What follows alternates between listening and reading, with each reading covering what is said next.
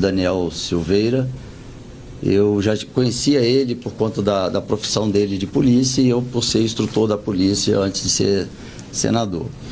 Ele pediu para que eu pudesse ir lá fora, porque ele não estava com os trajes, que é obrigatório entrar dentro do plenário.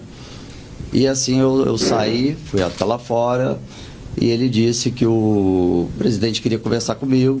Aí, pelo telefone dele mesmo, ele ligou para o presidente, e o presidente perguntou se eu poderia encontrar com ele, né, naquela hora. Eu falei: olha, presidente, eu estou com votação nominal aqui.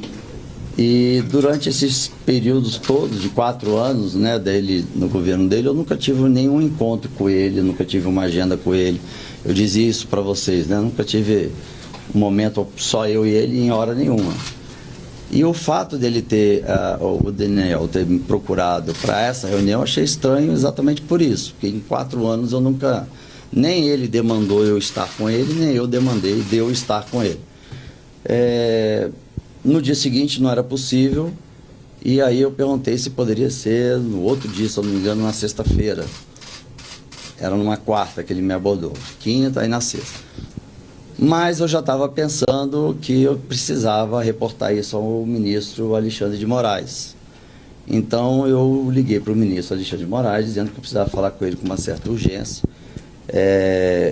Já tinha um trabalho com o Ministério Público do meu estado, com ele, e no combate ao crime organizado, no combate à fake news, no combate à corrupção. Então a minha relação com ele sempre foi uma relação muito no nível profissional, nunca tivemos nenhum outro encontro pessoal. E ele de pronto falou: então vem que eu te recebo aqui. Encontrei com ele no Salão Branco, né? E aí disse a ele que tinha sido abordado pelo Daniel Silveira para fazer essa reunião com o presidente, não tinha ideia de que poderia ser. E perguntei ao ministro o que ele achava, se eu deveria ir ou não. E aí o ministro disse: vai, porque é bom saber, né? Quanto mais informação, melhor. Isso na área de inteligência é a base principal, é a informação, né? Então o ministro Alexandre falou: vai. E assim, então eu marquei no dia seguinte, foi na sexta-feira. Eu tinha um voo para Vitória no final da tarde. Quando chegou na sexta de manhã, eu recebi a ligação do Daniel Silveira, ele perguntando se eu estava já disponível para ir. Eu falei: não, eu vou com o meu carro oficial e encontro lá. E foi quando ele disse: não, vamos nos encontrar no meio do caminho, que é importante você não entrar com o seu carro oficial. Quando ele disse isso, eu já pensei que seria algo no setor mesmo, na área de inteligência, né? Agora eu já tornei isso público, então não posso nem falar mais que eu trabalho na inteligência, que já vazou. Mas eu já estava esperando. Vamos lá. E aí eu falei com ele que eu iria então com o meu carro, até porque eu gosto de tornar tudo muito transparente, a placa me identifica, né? Mas ele tinha dito que não, é melhor eles iam me pegar num outro veículo. Então a gente marcou, o meu motorista parou num estacionamento, não me recordo aonde, que eu não conheço Brasília, e o carro, parou o carro atrás, um dos carros que faz a escolta do presidente, e tinha um motorista, e o Daniel já estava lá dentro. O Daniel então pediu para que eu entrasse então no carro deles. Eu pedi para o meu motorista então aguardar. Então saí do meu carro e fui para o carro deles, e nós partimos para Granja do Torto, né, se não me engano. Acho que porque nunca fui em nenhum lugar desse, eu acho que é Granja do Torto. Passei sem ser identificado. A ideia também deles não era nem que eu fosse identificado, né, de senador, indo lá. E para mim era alguma coisa voltada na área de inteligência e voltada à questão dos acampamentos em frente aos quartéis, né? Esse era o meu entendimento, seria alguma coisa nesse sentido. Quando nós chegamos lá, eu até iniciei o assunto. Nós estávamos na sala, só eu, o Daniel e o ex-presidente. E eu até iniciei o assunto falando de que era necessário ele comunicar logo à sociedade de que não ia não ia acontecer nenhuma intervenção militar, que isso, quer dizer, a Constituição, né, não permite isso, e que tirasse aqueles brasileiros que estavam ali já em sol e chuva, crianças, idosos e tal. Mas ele falou para mim que, ele falou assim, senador, eu fico preocupado, qualquer movimento que eu faço, pode ser que o ministro Alexandre entenda que eu estou incentivando, ou que fui eu que dei a motivação para os brasileiros estarem ali, então eu prefiro não me envolver e tal. Eu falei, tá bom, então, mas eu acho que não é uma situação que eles estão lá, que se você puder falar, eles saem. Bom, mas ele não quis, exatamente por isso, de acharem que era ele que estava conduzindo alguma coisa nesse sentido, e não era. Aí o Daniel Silveira começou então a fazer a explicação do porquê então do ter sido chamado. E aí ele falou, como você está tendo um acesso frequente com o ministro Alexandre de Moraes, eu achei estranho até ele ter essa informação, porque eu nunca tornei público, porque exatamente do trabalho de inteligência, a gente queria te passar uma missão que pode salvar o Brasil. Aí quando ele falou, pode salvar o Brasil, eu falei, pronto, é algo que é muito maior do que eu esperava, e fiquei atento. E aí ele começou a explicar. A ideia seria, eles colocariam o equipamento de gravação, teria um veículo já próximo ao STF, captando o áudio, e eu nessa reunião com o ministro Alexandre, eu conduzindo para ele falar que em algum dos processos dele, ele ultrapassou a linha da Constituição. E aí eu disse de pronto que eu não iria fazer isso, né? Não iria fazer esse tipo de ação, porque eu falei, olha, presidente, e Daniel, isso é ilegal. Para fazer isso, para gravação, você tem que ter autorização do juiz, porque ele não pode nem... Ele tem até o direito de nem escutar, né? E eu não vou me envolver nisso. É algo que possa ser na linha não da legalidade. Mas eles disseram que... O Daniel, desculpa, não é eles não. Daniel, o presidente estava escutando junto comigo ao mesmo tempo que o Daniel falava. E aí o Daniel falou assim, não, mas aí nós vamos... Já tem uma equipe que já estaria preparada para poder ir para a mão de não sei quem, que tornaria a gravação de uma forma como se iria ser legalizado. Para eu não ficar ali sendo pressionado, e eu pensando que eu precisava reportar isso quanto mais rápido para o ministro Alexandre de Moraes, eu disse que iria pensar. E aí, durante todo esse processo, o presidente estava em silêncio, quem falava era o Daniel, e falou, eu vou pensar e depois eu faço o contato. E aí, despedimos, o presidente, obrigado por ter vindo e tal, despedimos. Então não houve, porque eu acho que saiu na imprensa que o presidente me coagiu. Isso foi ontem, eu já prevendo por conta do meu trabalho de levantar o que aconteceu dia 8 de janeiro, e eu estou sozinho nesse processo de investigação de quem realmente foram, não os que quebraram, que isso a Polícia Federal já está fazendo, mas os que prevaricaram. Então eu fiquei já ciente que em algum momento alguma coisa ia acontecer para me colocar numa situação a qual eu poderia perder minha credibilidade, minha honra. E a gente fala, quando você não consegue derrubar o argumento, você derruba o argumentador. Então, fui direto no ministro Alexandre e peguei o voo, fui para Vitória, mandei uma mensagem para ele no aeroporto, para o ministro, dando mais ou menos o que foi a conversa, e perguntei quando é que o ministro estaria de novo em Brasília. Ele falou que seria numa segunda ou numa terça. E então eu voltei a Brasília, se não me engano foi numa terça-feira, nós nos encontramos lá no STF, e eu relatei para ele o que eu estou relatando para vocês, nada mais, nada menos do que eu estou relatando para vocês. O ministro ficou surpreso, né? Ele é muito introspectivo, né, de falar, então ele olhou para cima e balançou a cabeça do tipo, né, não acredito que era para esse motivo. E aí eu falei, ministro, estou liberado? Não, tudo bem, está liberado. Ele ele estava lá na sessão e dali eu parti aqui para o gabinete. E quando aconteceu o vazamento do tal documento, eu não tive nem conhecimento desse documento, né, porque me perguntaram desse tal documento, já planejando uma tentativa de golpe de Estado. Ninguém nunca me comentou sobre isso, não tinha conhecimento nenhum e nem foi citado nada desse tipo lá. O que ficou muito claro para mim era o Daniel tentando achar uma forma de não ser preso de novo, porque toda hora ele descumpria todas as ordens do ministro. Então ele acabou, ficou muito claro que ele estava num movimento de manipular e ter o presidente comprando a ideia dele se um senador aceitasse a missão. Então, do tipo assim, vou trazer um senador, se ele aceitar, você aceita? O que ficou bem entendido foi uma coisa nesse sentido. O senhor disse que foi usado ali o carro da segurança da presidência da República, e o senhor foi até a Grande do Torto, que é a residência lá do presidente. Qual o nível de conhecimento que o ex-presidente da República tinha desse plano? Então, eu não sei, porque eu não questionei.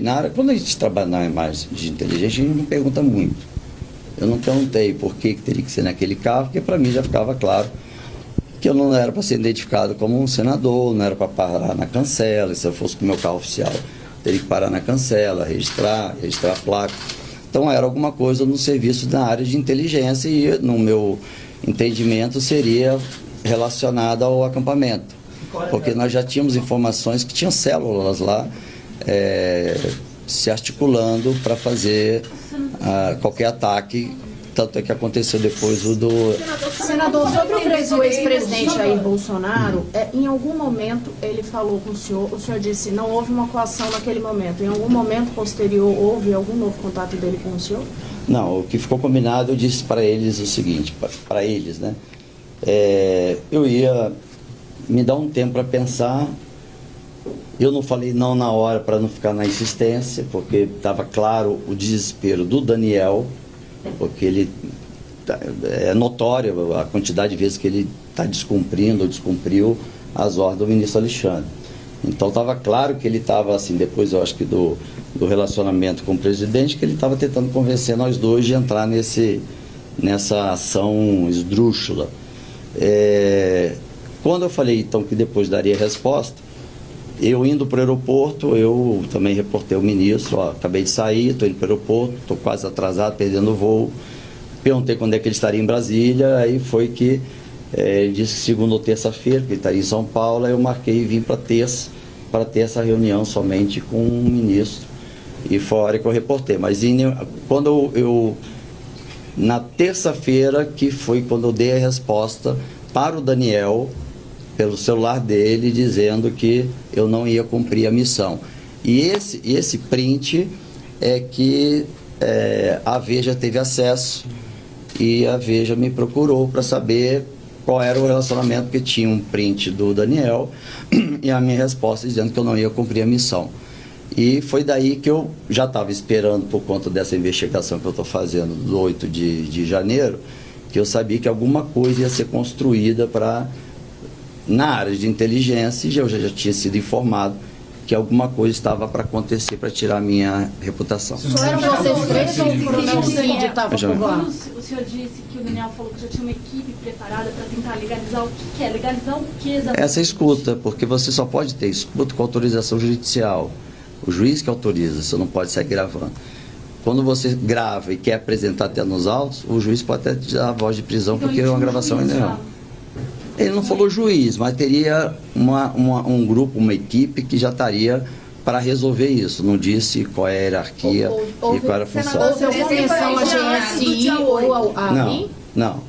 Nem o GSI, nem a ABIN. Não citou nem o GSI, nem a ABIN. E o coronel Cid também não estava por lá? Não. Senador, o senhor disse que foi tudo no dia 7.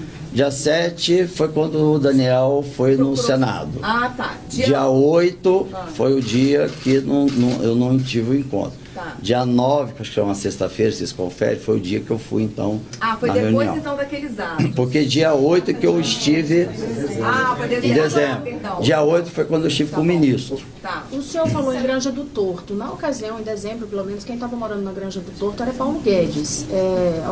Não estava lá, não. Até porque eu nunca tive nenhuma das residências desse período todo, eu também nem sabia para onde eu estava indo. Se era a casa dele, do vice, eu só vi que era alguma coisa porque ele falou no Granja do Torto. Eu lembro por causa do Torto, aí eu lembro de... O Peraí. presidente Jair Bolsonaro falou alguma coisa? Não. Toda a Não. proposta foi colocada pelo Daniel Silveira? Todo. O presidente estava numa posição semelhante à minha, escutando uma ideia esdrúxula do Daniel Silveira. Não, ele não falou, pô, senador, pensa. Não falou nada disso. Por isso que quando saiu na imprensa que ele me coagiu, isso não confere. Mas ele não impediu o Daniel. Não impediu o Daniel. Assim, mas estava claro que era o Daniel desesperado por conta disso. Ele até tinha me comentado... Escutar um deputado desesperado planejando um golpe para gravar um ministro do Supremo e ficar calado? Isso cabe a ele, não a mim. Eu fiz o meu papel de não prevaricar. Eu fui e comuniquei ao ministro. Mas o Daniel também estava querendo manter o trabalho dentro do Congresso, sendo chefe de gabinete do senador Magno Malta. E ele estava achando uma maneira de ficar num Congresso, para poder ter ali o network dele, né, para qualquer coisa ele não ser preso.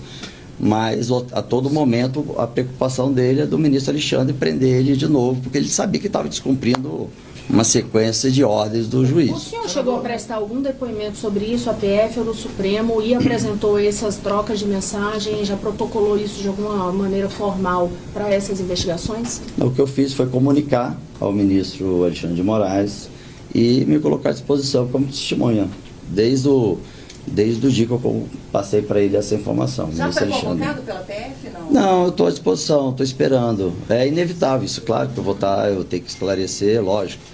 E eu não fiz isso antes por conta de não expor o ministro Alexandre, exatamente por ser informações que a gente trata na área da inteligência. Se ele dissesse, então faça uma denúncia, ou ele pode ter inserido essa informação dentro do processo dele, eu não sei. São coisas que a gente não pergunta, né? Mas o que eu pude fazer, para não prevaricar, é reportar ao ministro que estava com o caso dele, do que estava acontecendo. O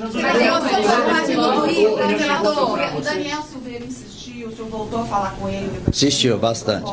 Quando eu disse que não ia cumprir a missão, eu até disse por conta da minha relação com outros países, como vocês podem ver que eu trabalho em outros países, e que isso iria conflitar bastante e o Brasil ia ter um prejuízo enorme, ia entrar numa recessão, numa miséria gigantesca, e eu não ia compactuar com isso, então eu cortei, mas ele ficava insistindo, queria ir no Senado encontrar comigo. Aí ligava várias vezes, eu não atendia o telefone, desde aquele dia que eu falei para ele que eu não ia fazer, eu nunca mais atendi o telefone. Ele chegou a mencionar que o Bolsonaro sabia? Ninguém sabia. E aí, depois o senhor chegou a falar com o senador Flávio Bolsonaro também? Quando nessa área de inteligência, a gente não fala com ninguém. O que aconteceu ontem, de eu ter tornado isso público, primeiro, assim, quando falou desse tal documento, né, que estava circulando aí, algumas pessoas me perguntaram se eu tive acesso, até por conta da minha função dentro da SECAI, que é a comissão que fiscaliza as agências de inteligência. E eu tinha dito que nunca tive acesso, nunca soube desse documento. Mas isso começou a ficar em cima de mim, assim, poxa, eu tenho que tornar isso público, eu não posso ficar com uma informação dessa. Mas eu não poderia avançar ao ponto de dizer que o ministro Alexandre fez ou deixou de fazer, que eu também não perguntei. Mas eu quis adiantar, porque quando chegou para mim a informação de que já estavam, por conta do meu, eu acho que vocês estão acompanhando, do meu trabalho, no levantamento de quem deixou acontecer, não quem executou e quebrou, mas quem permitiu acontecer. Você já deve ter visto nas minhas redes sociais as pessoas que são suspeitas. em cima de documentos que eu tenho, mas eu não posso tornar público, é sigiloso. Por isso que eu estou cobrando o que foi eleito Pacheco para abrir a CPI o quanto antes, porque aí eu posso tornar pública os documentos. Mas eu dei o start por conta disso. Na Senador, live, vai o senhor renunciar, disse que senador? viria à tona a tentativa do presidente Jair Bolsonaro de tentar coagir o senhor para dar um golpe do Estado. Não, isso foi da fala com o pessoal do MBL. O MBL ontem, quando acabou as eleições, o MBL postou um título traidor, alguma coisa nesse sentido, né? E tinha foto de vários senadores e tinha a minha. E eu entrei em contato com eles para perguntar que história é essa? Traidor por causa de quê? Né? Que prova que tem? De trair o quê? E na imagem que saiu na TV Senado, foi onde eles tiraram a conclusão louca deles. Quando eu estava indo embora, eu abracei o Pacheco, dei parabéns para ele, perguntei se seria pautado logo a CPI, e saindo encontrei o Davi Alcolumbre, também abracei ele, dei os parabéns pela vitória, e assim eu fui embora. E aí o MBL fez essa postagem dizendo que eu traí o Brasil, e comecei a ser massacrado de mensagens, traidor, traidor, traidor, traidor, traidor. Quando fui ver o MBL, e eu fiquei tentando falar com o MBL, eles não atendiam, e eu comecei a falar, gente, vocês estão me seguindo, escutando agora, eu peço para que vocês entrem em contato lá, tentem me ajudar, porque os caras não estão querendo nem me dizer da onde tiraram essa informação.